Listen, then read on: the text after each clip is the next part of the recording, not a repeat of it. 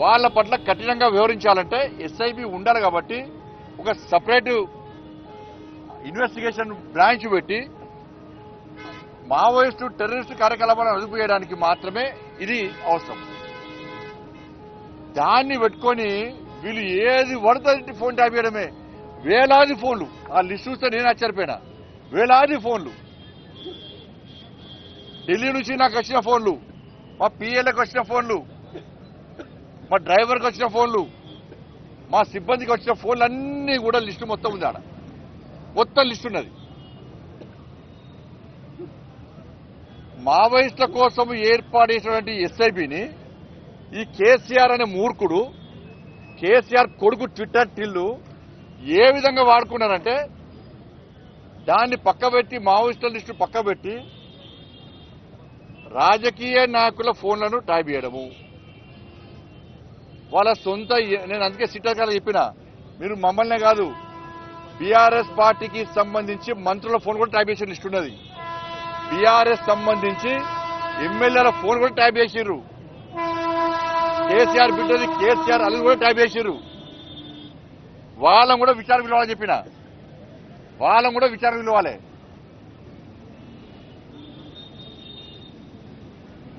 కాబట్టి ఇవన్నీ ఎస్ఐబి అనేది దీనికోసం ప్రారంభించబడింది. వాళ్ళ ఆ ఎస్ఐబిని ఈ కేసీఆర్ అనే మూర్ఖుడు, కేసీఆర్ కొడుకు వాళ్ళ సొంత లావాదేవీల కోసము, సొంత అవసరాల కోసము దాన్ని ఒక అడ్డగా మార్చింది.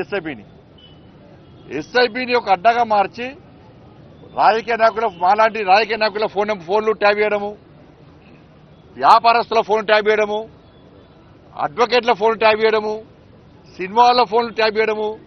ఇంతకంటే ఘోరమైన ఇంకోటి, ఉస్మానియా యూనివర్సిటీకి సంబంధించి ప్రొఫెసర్ల ఫోన్ కూడా ట్యాప్ చేశారు. ప్రొఫెసర్లది వాళ్ళ కూడా స్టేట్మెంట్ కాడేసారు. వీళ్ళు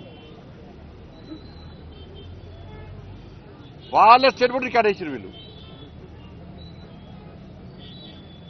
నేను గ్రూప్ 1 ఎగ్జామ్ సంబంధించి పేపర్ లీకేజ్ సంబంధించి ఫైట్ చేస్తుంటే ఆ రోజు అరెస్ట్ చేశాను. నేను ముందుగానే పోలీసు వాళ్ళు మా ఇంటికి వచ్చి నువ్వు పోతున్నావు అని చెప్పని. నీకెట్లా చేస్తుంటే సమాధానం లేదు. ఇక ఇంతకంటే ఘోరం ఇంకో అసలు విషయం ఏంటంటే, ఇంకా ఆశ్చర్యకరమైన విషయం ఏంటంటే, టీఎస్పీఎస్సీ పేపర్ లీకేజ్ కేసును విచారిస్తున్న జడ్జి ఫోన్ కూడా ట్యాప్ చేశారు. హైకోర్టు జడ్జి ఫోన్ కూడా ట్యాప్ చేశారు. వీళ్ళు టీఎస్పీఎస్సీ పేపర్ లీకేజ్ విషయంలో విచారణ చేస్తున్న హైకోర్టు జడ్జి గారి ఫోన్ కూడా వీళ్ళు ట్యాప్ చేశారు. ఇప్పుడున్న ముఖ్యమంత్రి గారు కూడా ట్యాప్ చేశారు అప్పటికి. ఇది దీంతో పాటు అనేక లావాదేవీలకు సంబంధించి వీళ్ళు దీన్ని లబ్ధి పొందిన జిల్లా. అసలు ఈ ప్రభాకర్ రావు అంటోడు, ఈ రాధాకిషోర్ పెద్ద లఫంగాలు వీళ్ళిద్దరు ఫాల్తుగాలు వీళ్ళిద్దరు. నేను ఈ భాష మాట్లాడుతూ నాకే సిగ్గనిపిస్తున్నది. వాళ్ళు చేసిన భాగవతం లోపల వాళ్ళు చెప్తుంటే వీళ్ళను సమాజం క్షమించదు. వీళ్ళకు ఉరిశిక్ష చేస్తే ఒక్కసారి చచ్చిపోతారు. ఉరిశిక్ష ఏది వీళ్ళకు. వీడు క్షణం ఆ రోజు నేను కానీ, మా పార్టీ కార్యకర్తలు కానీ, మా నాయకులు కానీ, ఇతర పార్టీ నాయకులను ఎంత క్షోభకు గురి చేసారో ఈ ఫాల్తుగాళ్ళు ఇద్దరు, ఎంత క్షోభకు గురి చేసారో వాళ్ళు చెప్తుంటే, విషయాలు చెప్తుంటే నిజంగానే షాక్ గురైనా. ఆశ్చర్యం అనిపించింది. గింత నీచులా వీళ్ళు, గింత ఫాల్తుగాలా వీళ్ళు. వీళ్ళని వేసింది రేవంత్ గారి ప్రభుత్వం రాగానే కథం ఒకడు అమెరికా వీకిండు, ఇంకో అరెస్ట్ చేయడానికి గిన్ని సంవత్సరాలు పట్టింది. కాపాడే ప్రయత్నం రేవంత్ రెడ్డి ప్రభుత్వం చేస్తున్నది. ఇవాళ ఈ ఎస్ఐబి ఏం చేసిందంటే, నేను మళ్ళీ చెప్తున్నా, కేవలం ఈ ఫోన్ ట్యాపింగ్ రాజకీయ నాయకుల యొక్క వ్యవహారాలు తెచ్చుకోవడం, వాళ్ళని అడ్డుకునే ప్రయత్నం చేయడం, అనుగొదొక్క ప్రయత్నం చేయడంతో పాటు చాలా మంది వ్యాపారస్తుల ఫోన్ కూడా ట్యాప్ చేశారు వీళ్ళు. వాళ్ళ లావాదేవీలు, వాళ్ళ బిజినెస్ ట్రాన్సాక్షన్స్ కానీ, వాళ్ళ బిజినెస్ సంబంధించి అన్ని రహస్యాలు తెలుసుకొని ఫోన్ చేసి, కేసీఆర్ కొడుకు ఫోన్ చేసి వాళ్ళని బ్లాక్మెయిల్ చేసి వేల కోట్ల రూపాయలు దొబ్బిపోయారంటే గిదే ఫోన్ ట్యాపింగ్ కావాలని. ఇవాళ నేను అడుగుతున్నా, ఇవాళ రేవంత్ రెడ్డి గారి ప్రభుత్వాన్ని, కాంగ్రెస్ ఎగ్జాంపుల్ చెప్తాను, కాంగ్రెస్ పార్టీకి సంబంధించి ఖమ్మం ఎంపీ అభ్యర్థి దగ్గర 7 కోట్ల రూపాయలు పట్టుకున్నారు వీళ్ళు పోలీసు వాళ్ళు బీఆర్ఎస్ గవర్నమెంట్ లో. ఏమైనా పైసలు ఏమైనా 7 కోట్ల రూపాయలు. ఇట్లా చాలా మంది కాంగ్రెస్ పార్టీ నాయకుల దగ్గర 100 కోట్ల రూపాయలు వల్ల మీరు సీజ్ చేసి పట్టుకున్నారు. ఏమైనా పైసలని, ఏ అకౌంట్లో పైసలని, ఏడికైనా ఎవరి చేతి పుట్టినాయి అంటే కేసీఆర్ గారు కేసీఆర్ కొడుకు దగ్గరికి పోయినాయి. ఎవరు ఇచ్చిపోయి ఇదే ప్రభాకర్ రావు రాధాకృష్ణ దగ్గర పైసలు ఇచ్చారు. ఇవాళ 20 కోట్లు దొరికితే టీవీలో బ్రేకింగ్ వస్తుంది, 20 కోట్లు దొరికినాయి అని లీకేజ్ వీలేస్తారు. నెక్స్ట్ కేసీఆర్ కొడుకు ఫోన్ చేసే వెంటనే ఆ 20 కోట్లు 2 కోట్లు అవుతాయి.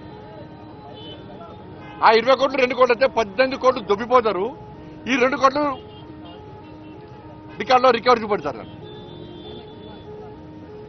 ఇన్ని వేల కోట్ల రూపాయలు ఇవాళ అక్రమాలు జరిగినప్పుడు దీని మీద రేవంత్ రెడ్డి గారి సర్కారు చర్యలు తీసుకునే అవకాశం ఉందా? తీసుకోదు. మరి ఈడీకి లేఖ రాస్తలేరు. ఈడీకి లెటర్ రాస్తే ఇవన్నీ దీని విచారణ జరుపుతారు కదా. ఫైనాన్స్ ట్రాన్సాక్షన్ జరిగింది కదా, వేల కోట్ల రూపాయలు ఇవాళ చేతులు మారినాయి కదా అక్రమంగా. ఇవాళ నడుతున్న సిట్ అధికారులు చాలా మంచి ఆఫీసర్లు. ఈ ఇద్దరి అధికారుల మీద మాకు ఏం వ్యతిరేకత లేదు. ఇద్దరు చాలా నిజాయితీ గల ఆఫీసర్లు, మంచి పేరుంది.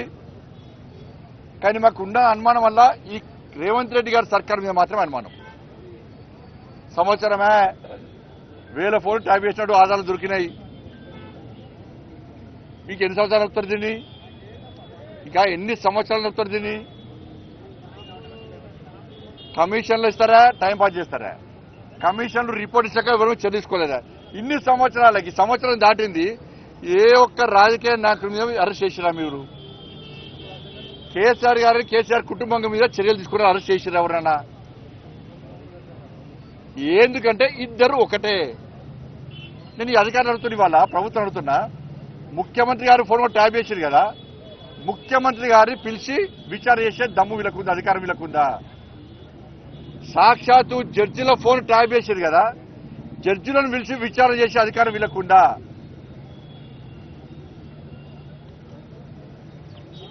మరి ఏం ఎట్లా విచారణ చేయాలి? అందుకే సిబిఐకి ఇవ్వాలని మేము అంటున్నాం. మీరు సిబిఐకి ఇవ్వకుంటే ఇదంతా తూతు మంత్రము.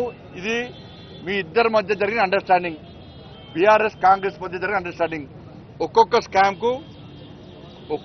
కు అక్కడ రేటు కుదురుతుంది ఢిల్లీలో. ఫస్ట్ ఫామ్ హౌస్ కేసు ఇన్ని కోట్లు తీసుకుపోయి ఢిల్లీలో మూటల్లో పెడుతున్నారు. పోర్ట్ ట్రాఫిక్ కేసు ఢిల్లీలో మూటల్లో పెడుతున్నారు. కాళేశ్వరం కేసు మూటల్లో పెడుతున్నారు. డ్రగ్స్ కేసు మూటల్లో పెడుతున్నారు.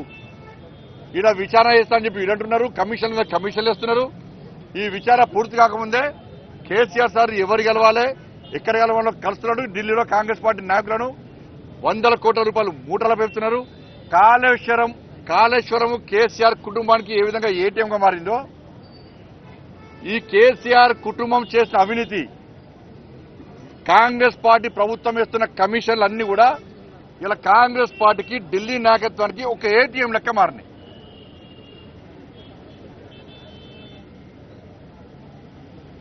ఇంత జరుగుతుంటే కేసీఆర్ కుటుంబాన్ని అరెస్ట్ చేసి దమ్ములేదు. లాస్ట్ రాష్ట్ర ముఖ్యమంత్రి గారు ఏం చేశారు? క్లీన్ చీట్ ఇచ్చేసి ఇవాళ మేము కేసీఆర్ ను ఏం చేయం. అదే రాష్ట్ర ముఖ్యమంత్రి గారిని జైలుకి పంపినప్పుడు నీ ఫోన్ ని, నీ కుటుంబ సభ్యుల ఫోన్ ట్యాప్ చేసిండు. ఎవరు చేశారు? కేసీఆర్ చేసిండు. కేసీఆర్ కొడుకు చేసిండు. అటువంటి కేసీఆర్ కు క్లీన్ చీట్ ఇచ్చిండు రాష్ట్ర ముఖ్యమంత్రి. అంటే అండర్స్టాండింగ్ చేసుకోండి. కేసీఆర్ ఏ చెప్తే రేవంత్ రెడ్డి గారు గదే చెప్తాడు. కేసీఆర్ గారు ఏ మాట్లాడమంటే రేవంత్ రెడ్డి గారు గదే మాట్లాడతారు. కేసీఆర్ అభిప్రాయం ఏందో రేవంత్ రెడ్డి గారు గదే అభిప్రాయాన్ని బయట చెప్తాడు. వాళ్ళ కేసీఆర్ గారి మీద చర్యలు తీసుకోమని చెప్పి సాక్షాత్తు రాష్ట్ర ముఖ్యమంత్రి గారు క్లీన్ చీట్ ఇచ్చేసిండు. ఎవరు ముఖ్యమంత్రి గారు చెప్తాడు? నేను మీకు ఎవరిచ్చిన అధికారం అరెస్ట్ చేయని చెప్పడానికి? రాష్ట్ర ముఖ్యమంత్రి ఎవరు చెప్తే పోలీసు వాళ్ళు కోర్టు చెప్పాలి. అరెస్ట్ చేయాలన్నా వద్దా అనేది ముఖ్యమంత్రి అధికారం ఉందా? అంటే ఇప్పుడు ఏమైంది? అలా అధికారులు మీరు వేసినటువంటి కమిషన్ సంబంధించి ఈ సిట్ కమిషన్ కానీ ఇతర కమిషన్ అధికారులకు ఇండైరెక్ట్ రాష్ట్ర ముఖ్యమంత్రి గారు క్లీన్ చిట్ చేసి మీరు ఏం చేయకండి, మేము టైం పాస్ చేస్తున్నాం, మేము ఎవరిని అరెస్ట్ చేయము అని డైరెక్ట్ గా రాష్ట్ర ముఖ్యమంత్రి గారు క్లీన్ చిట్ కేసీఆర్ కుటుంబానికి ఇచ్చేసేయండి వాళ్ళు.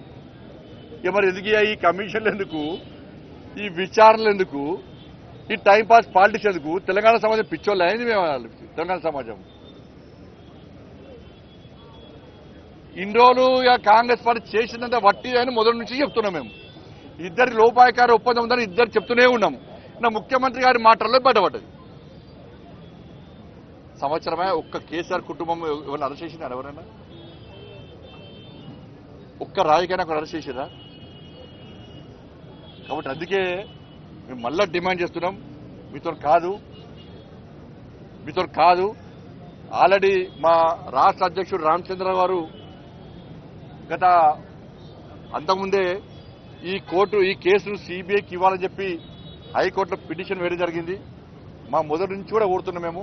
ఈ ప్రభుత్వం మీద నమ్మకం లేదు, ఈ సిట్కు జడ్జిలను పిలిచే అధికారం లేదు, రాష్ట్ర ముఖ్యమంత్రి గారిని ఇతను పిలిచే అధికారం లేదు. ఇవాళ వేల కోట్ల రూపాయలు లావాదేవీలు స్కామ్ జరిగింది ఫోన్ ట్యాపింగ్ ద్వారా, వాటి మీద విచారణ చేసే అధికారం లేదు. కాబట్టి దీన్ని సిబిఐకి ఇవ్వాలని చెప్పి మేము న్యాయమైన డిమాండ్ చేస్తున్నాం. సిబిఐకి ఇవ్వడంలో మీకున్న అభ్యంతరమే ఉంది.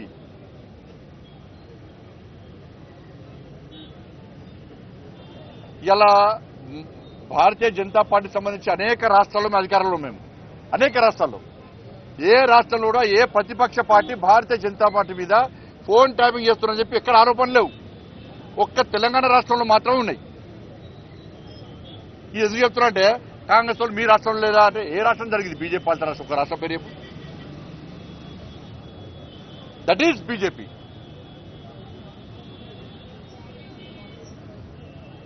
మరి దయచేసి వీటి మీద మాకు నమ్మకం లేదు.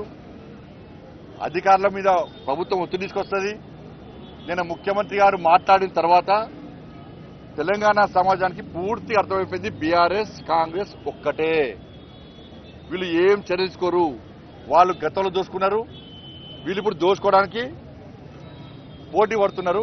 కాబట్టి వీళ్ళ మీద వాళ్ళు విచారణ జరపరు, వాళ్ళ మీద వీళ్ళు విచారణ జరపరు. కాబట్టి సిబిఐకి అని చెప్పి భారతీయ జనతా పార్టీ డిమాండ్ చేస్తున్నది. ఇవాళ ఏదైతే ఎస్ఐబి సంబంధించి ఉన్నదో అంటే చాలా మంది ఎస్ఐబిలో అధికారులు గతంలో బీఆర్ఎస్ పార్టీ ప్రభుత్వం రాకముందు అనేక మంది ఎస్ఐబిలో ఉన్న అధికారులు నక్సల్స్ విషయంలో ప్రాణత్యాగం చేశారు. చాలా మంది అమరులైన వాళ్ళది బలిదానం అయిపోయారు. అటువంటి ఎస్ఐబిలో ఈ ప్రభాకర్ రావు అంటే రిటైర్మెంట్ అయిపోయింది. అది అయిపోయినాక డిఓటి టెలికాం డిపార్ట్మెంట్ సంబంధించి అధికారులు క్వశ్చన్ చేసినారు ఎవరిని? బీఆర్ఎస్ పార్టీ ప్రభుత్వాన్ని. అరే ప్రభాకర్ రావు అంటే రిటైర్మెంట్ అయిపోయాడు, అటువంటి వ్యక్తిని ఎస్ఐబిలో మీరు ఏ విధంగా మీరు పెడతారు?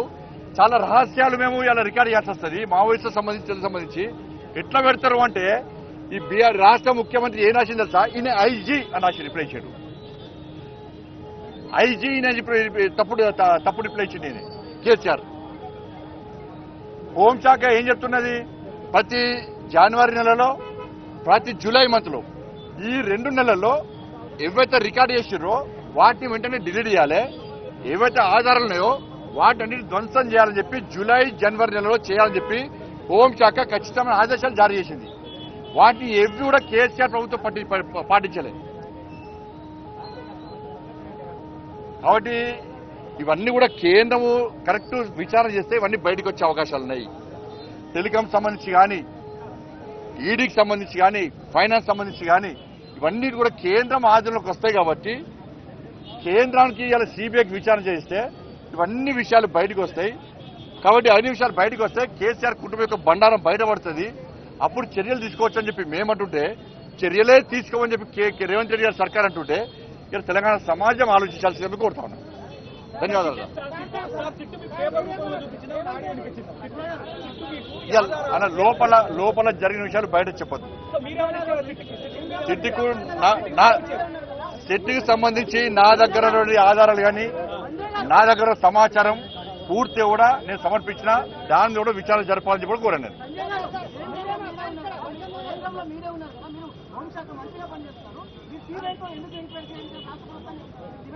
అన్న కేసీఆర్ గవర్నమెంట్ లో సిబిఐని తెలంగాణకు రానియమని చెప్పి ఒక జీవో ఇష్యూ చేసి తెలుసా మీకు? అది కాబట్టి డైరెక్ట్ గా సిబిఐ తెలంగాణకు వచ్చే అవకాశం లేదు.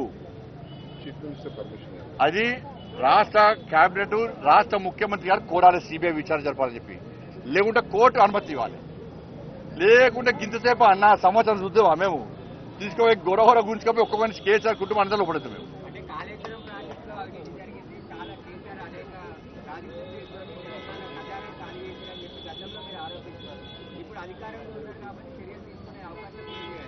ఏం చర్య తీసుకున్నాం? మేము ఆల్రెడీ విజిలెన్స్ పొడిస్తాం దాని మీద. రాష్ట్ర ప్రభుత్వం చర్యలు తీసుకోవాలి. ఏం చేస్తుంది రాష్ట్ర ప్రభుత్వము? మళ్ళీ అసెంబ్లీ పెడతారు. అసెంబ్లీ ఎందుకు పెట్టాలి? క్యాబినెట్ లో చర్చించారు, అసెంబ్లీ ఎందుకు పెట్టాలి? మళ్ళీ విరోధం అనుకుంటారు, తనుకొని చేస్తారు, మళ్ళీ ఒక సినిమా చూపడతారు, మళ్ళీ సంవత్సరం టైంపాస్. మళ్ళీ ఢిల్లీ పోతాడు, మళ్ళీ మూడో వెళ్తారు, వచ్చేస్తారు. అన్నా ఇప్పుడు గిన్ని ఆరోపణలు రాష్ట్ర ముఖ్యమంత్రి గారు ఇప్పుడున్న రేవంత్ రెడ్డి గారు ఆయన అధికారం లేనప్పుడు ఏమన్నాడు? మేము అధికారంలోకి వచ్చిన వెంటనే డ్రగ్స్ కేసు బయట తీస్తాం, ఫామ్ హౌస్ కేసు బయట తీస్తాం, ఫోన్ ట్యాపింగ్ కేసు బయట తీస్తాం, కాళేశ్వరం కేసు బయట తీస్తాం, ఫార్ములా ఈ కేసు బయట తీస్తాం. ఇవన్నీ చెప్పే ఏమే సంవత్సరం ఒక్క కేసీఆర్ కుటుంబాన్ని ఒక్కరు అరెస్ట్ చేసినావా? పోనీ తెలంగాణ సమాజం మొత్తము అరెస్ట్ చేస్తారు కావచ్చు అని కళ్ళకు చూస్తున్నారు. లాస్ట్కు ముఖ్యమంత్రి క్లీన్ చేసింది. ఎక్కడి అరెస్ట్లుగా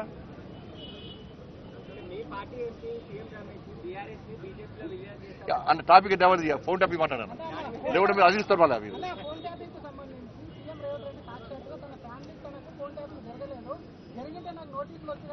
నేను ఇల్లేను, నేను ఎక్కడ చూడలే. ముఖ్యమంత్రి గారు ఫోన్ ట్యాపింగ్ జరగలేదు, నాకు జరగలేదు అన్న విషయం నాకు ఇప్పుడు చూడలేదు. నేను ముఖ్యమంత్రి గారు ఫోన్ ట్యాపింగ్ జరిగి చాలా సందర్భంలో చెప్పిండు, అధికారులు కూడా రికార్డు ఉన్నది. ముఖ్యమంత్రి గారికి పక్క నోటీసులు ఇవ్వాలి వీళ్ళు. నేను మళ్ళీ చెప్తున్నా, ముఖ్యమంత్రి గారికి కూడా నోటీసులు ఇవ్వాలి. ముఖ్యమంత్రి గారు కూడా వచ్చి సమాధానం చెప్పాలి, 100% చెప్పాలి ముఖ్యమంత్రి గారు.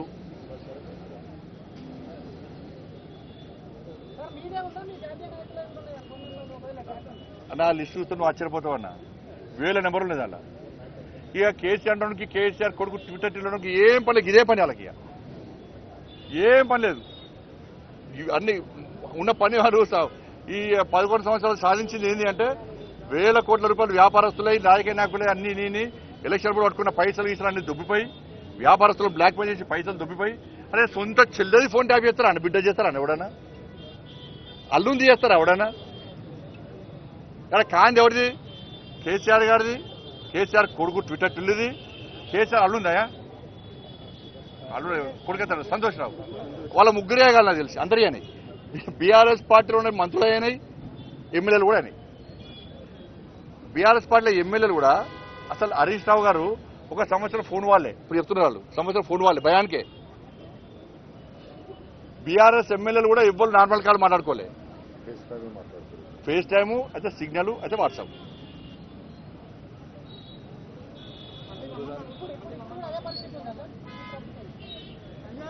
ఇప్పుడు మనకే తెలుస్తుంది, మీకే తెలుస్తుంది ఎక్కువ.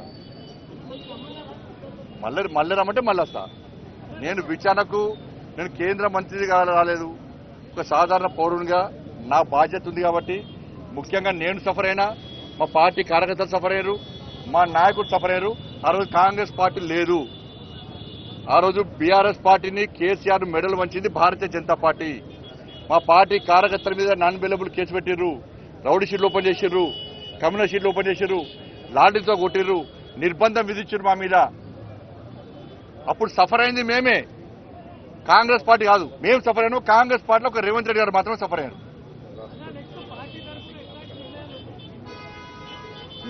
మేము ఇలా డిమాండ్ చేయడానికి వచ్చినాం.